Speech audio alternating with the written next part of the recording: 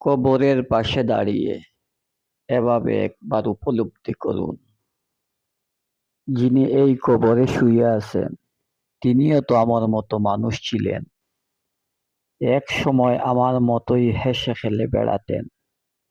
ছিল তার রঙিন যৌবন, ছিল তার কতই না আপন প্রিয়জন। আজ সব ছেড়ে অন্ধকার কবরে একা শুয়ে, ওহে মন, কিসের এত অহংকার, আর কিসের এত তোমার আয়োজন? আজ মরলে কাল 2 দিন, একবারও কি নিলে নিজের খোঁজ? দুনিয়াতে সবার জন্য সব করলি, নিজের জন্য তুমি কি করলি? একবার হলেও মনকে প্রশ্ন করুন। খালি হাতে এসেছিলে এই ভবদরায়, খালি হাতে শেষ হবে বিদায়ের যাত্রা।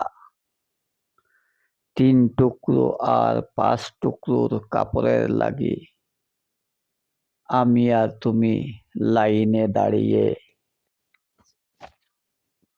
হয়তো তুমি নয়তো আমি আগে, যেতেই তো হবে, যেতেই হবে।